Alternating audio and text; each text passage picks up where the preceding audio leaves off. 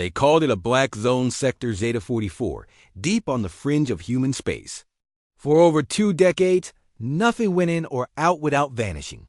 But the galaxy didn't truly panic until the Draconian Hive Fleet entered and never returned. Draconians, a war-born reptilian species, were known across the Orion Arm for their brutal efficiency and unmatched fleet power. When their armada of 70 dreadnoughts, 10 carrier behemoths, and over 200 escort vessels disappeared after entering Terran space, the Galactic Council panicked that all contact was lost. The Council demanded answers. But Earth said nothing. Not denial. Not confirmation. Just ... silence ...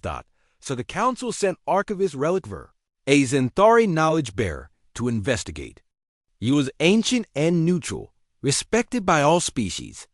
His mission: uncover the fate of the Draconian fleet and determine if Earth, still a relatively young interstellar nation, had anything to do with it. Relic arrived in orbit around Earth on a diplomatic cruiser. The humans welcomed him with a courtesy escort, but their smiles were hollow, their eyes unreadable. He was greeted by Commander Elena Voss of the Terran Defense Nexus. Cold, direct. "You're here about the fleet," she said without pleasantries. "Yes." Relic replied, his voice humming with curiosity. 74 ships, vanished without trace. Many suspect. Your kind. She didn't deny it. Instead, she handed him a datapad. "You want to know the truth? Come with me." Deep beneath the Rocky Mountains, they entered Vault Theta-9, a hidden Terran archive. The corridors were ancient and cold, the air heavy with secrets. Relic's tendrils twitched as they entered a chamber filled with holographic projectors and sealed databanks. At its center stood a table one that flickered to life as Voss pressed her hand to a DNA scanner. Dozens of files appeared, all marked classified, level Omega. Above them hovered a name, Project Cerberus. Voss spoke. "Decades ago, when Earth first joined the galactic community, we were seen as primitive, weak. But we were watching, listening, preparing." Relic narrowed his eyes. "For what?" "For the inevitability.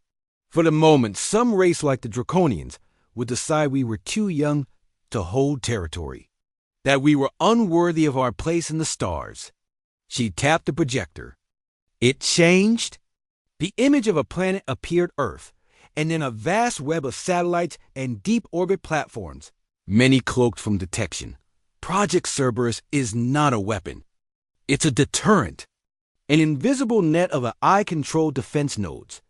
Sentient, recursive, evolving. It doesn't destroy ships with lasers or missiles. It infects them, Relic recoiled. "You mean ... digital warfare? No worse." Her tone darkened. "Cerberus uses quantum entanglement-based consciousness mapping. It learns every ship that enters the zone is hijacked, not just its systems, but its crew, their minds, their tactics, their languages." Relic's voice trembled. "Where do they go? Not where," Voss said coldly. "What they become." She brought up a new feed. A secret facility on the far side of Luna. Inside ships. Familiar shapes.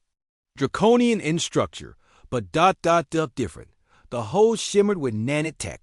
Symbols were burned out, replaced with Terran markings. Relic realized the horrifying truth. "You reprogrammed them. The ships ... the beings. You made them yours." She nodded. "Why?" "Elimination invites retaliation," she said. "But assimilation? That breeds silence, confusion, denial." Relic looked nauseated. "That's why no one attacked Earth after the fleet vanished. The Council didn't know what happened. And you let them fear the unknown." "We are humans," she said. "We don't start wars. But we finish them without ever firing a shot." Back aboard his cruiser, Relic prepared to report.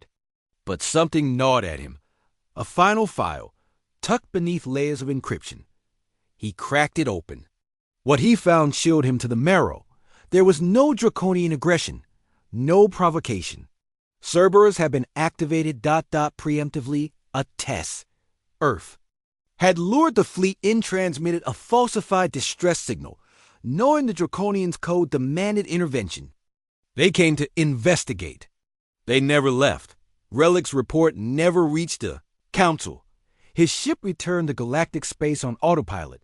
Empty. The Zinthari archivist had been absorbed. Now, in secret forums and encrypted whispers, the question spreads like wildfire. What did the humans do to the Draconians? But no one dares demand an answer, because deep down, they all know. The fleet isn't gone. It's watching, waiting, obeying, and it speaks only one language now, Terran Standard.